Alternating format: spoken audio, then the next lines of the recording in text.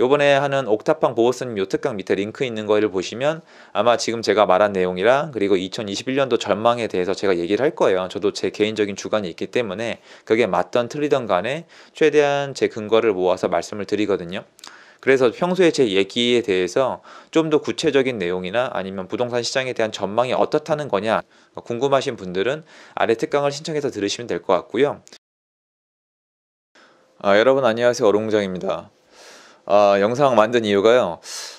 제가 지금 시장을 지켜봤을 때 슬슬 이제 제 생각에 제 평가요. 저도 이제 시장을 완벽하게 파악을 못 하잖아요. 제 견해가 있는 정도인데 요즘은 슬슬 이제 왜 오르는지 모르겠는 아파트들이 생겨나기 시작했어요. 지금 제 기준에서는. 그러니까 여기가 왜 오르지? 라는 생각이 들었을 때 제가 생각하는 수요와 공급이 아니라 오직 약간 유동성, 그러니까 투자용 이런 이유 때문에 오르는 아파트들이 보이고 있는데, 물론 예전과는 약간 달라진 부분이 전세 때문에 그 움직임이 향후 예측이 약간 어렵긴 해요. 그러니까 예전에 이 비슷한 시장이 있었을 때에 비하면 지금의 시장은 조금 더 파악이 어려운 게, 예전에 그때 이 비슷하게 올랐던 시장은 전세가 지금과는 좀 다른 제도를 가지고 있었고, 지금은 전세가 약간 많이 귀해진 상태이기 때문에 그 결말이 어떻게 될지는 더 지켜봐야 되겠지만, 제 판단 기준에서는 여기가 지금 왜 이렇게까지 오르지? 그러니까 오르는 것 자체가 문제가 아니라 왜 아파트가 한 두 배까지 오르지?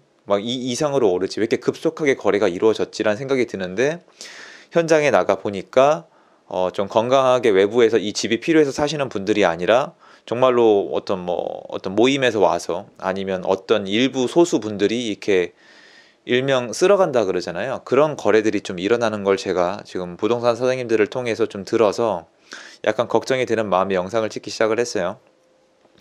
일단은 생각을 해보니까 이거는 좀 다행인 것 같더라고요. 왜냐면 지금 보시면 시장이 이제 하락할 거다, 오를 만큼 올랐다, 폭락할 거라고 주장하시는 분들 같은 경우에는 그래도 어떤 사고를 치시기보다는 시장을 좀 지켜보거나 관망하시는 포지션이 많기 때문에 그나마 어떤 사고를 치는 확률은 되게 떨어진다고 저는 생각을 하거든요. 물론 그분들은 또 다른 투자를 하고 계시겠지만요. 근데 보시면 지금 시장에 늦게 들어왔는데 이미 시작이 많이 올라서 조급한 마음 때문에 남들을 따라서 공부가 안 된 상태로, 왜냐면 자꾸 내가 뭔가 놓친 것 같고 뭔가 돈을 잃는 것 같고 남한테 뺏기는 것 같고 막 잠을 못 자고 힘들어 하시는 분들이 지금 굉장히 많고요.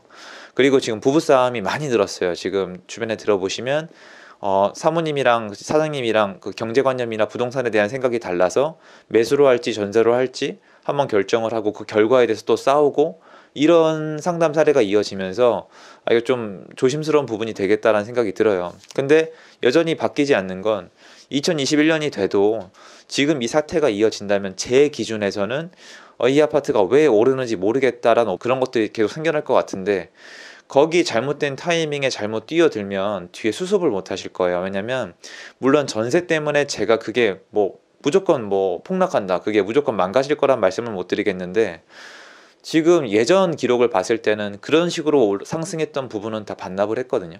그러니까 완전 다 반납은 아니어도 그런 식으로 상승했던 곳들은 그 상승폭의 절반은 반납을 했었어요. 그리고 그게 그래프만 그렇게 나와 있지 실제로 매도가 안 돼서 물려 계시던 분들이 많아요.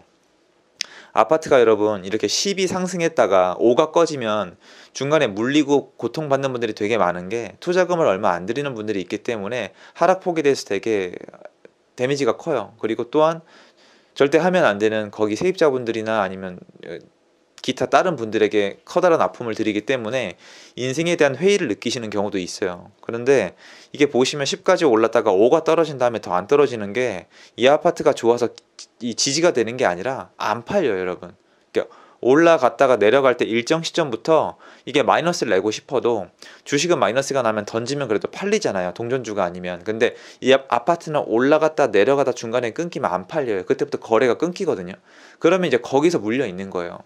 굉장히 위험한 사례일 수도 있고 사회적으로도 굉장히 안 좋은 현상이고, 실제로 거기 거주하는 분들한테도 큰 죄를 지을 수도 있는 일이기 때문에 조심하셔야 돼요. 근데 지금 그거에 대한 경고등은 뭐 주변에서 많이 얘기를 안 하고 있는 것 같아요. 그냥 시장 자체가 많이 올랐으니까 떨어진다는 얘기만 하는데, 그래서 제가 보면은 유튜브에서 어떤 시장에 대한 전망이나 이 아파트 단지에 대해서는 어떻다 저떻다 얘기하는 게 되게 조심스러워서 가능하면 강의를 따로 준비를 해서 진행을 했던 것 같아요.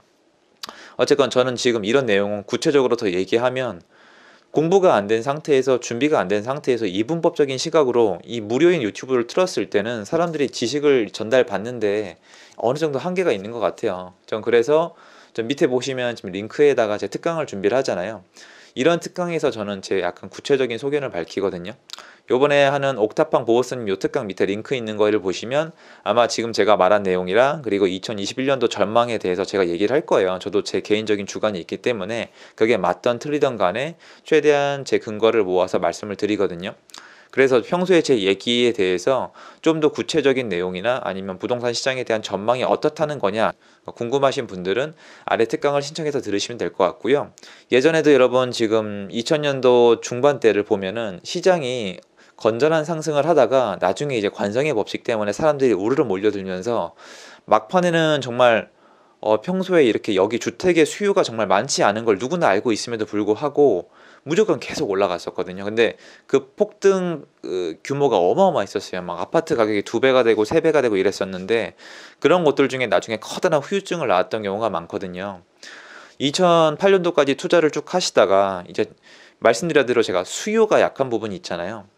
이 집에 실제로 사람이 들어와서 사는 게 아니라 돈이 들어올 구멍 있잖아요. 그러니까 내가 내 돈을 불려야겠다. 그러니까 쉽게 얘기하면 투기 마인드죠. 투자를 해야겠다는 마인드만으로 움직인 시장이 있어요. 딱지 시장이나 아니면 뉴타운 지정 예정 시장이라 그래야 되나요? 그런 시장이나 하여튼 실제로 사람이 거주할 수 없고 아니면 실제로 사람이 거주하는 걸 굉장히 꺼려 하는데 미래의 가치 때문에 돈덩어리가 들어온 그런 구역들은 2008년도에 정말 부동산 시장이 약간 꺾이면서 여러 가지 상황이 있었잖아요. 제일 힘든 시간을 겪었거든요.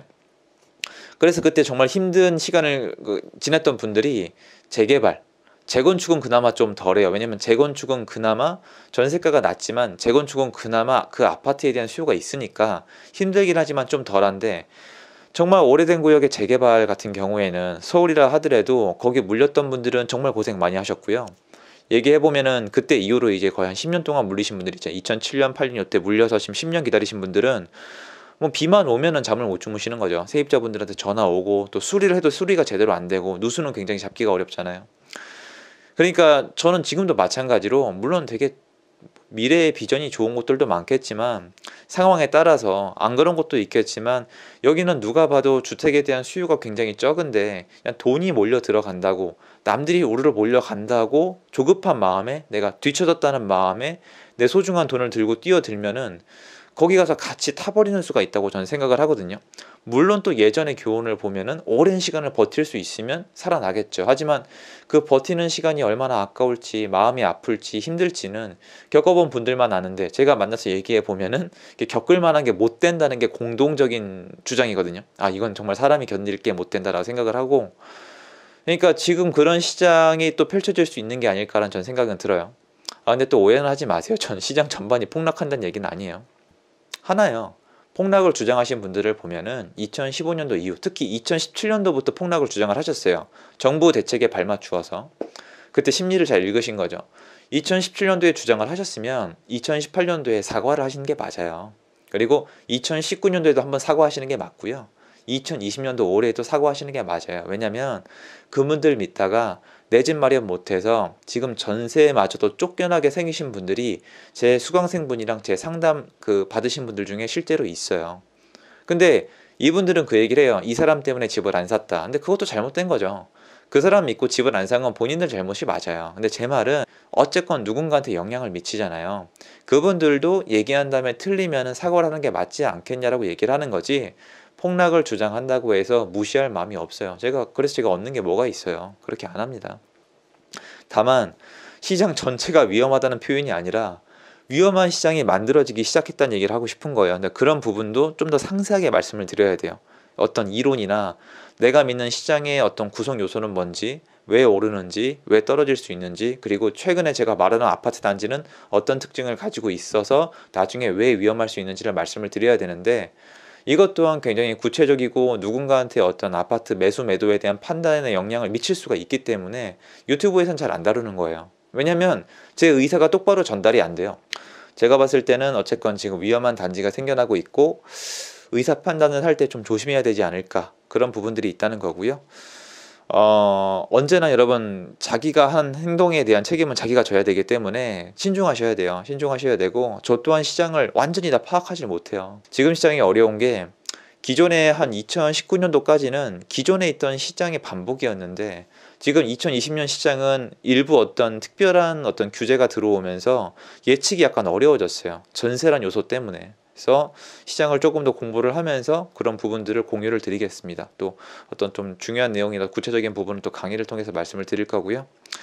어쨌건 여러분 의사결정하실 때 요새는 조금 어떤 조급한 마음에 남들을 보고 뛰어들어가는 불나방이 되시지 않았으면 좋겠어요. 언제나 중요한 건 어떤 부동산 시장을 이루고 있는 원리 원칙, 수요와 공급, 어떤 유동성이나 규제 여러 가지를 좀 건강한 면만 잘 봐서 판단을 하셔야 오래 기다리고 오랫동안 여러분이 웃을 수 있지 않을까라는 생각이 들어서 영상을 좀 준비했습니다.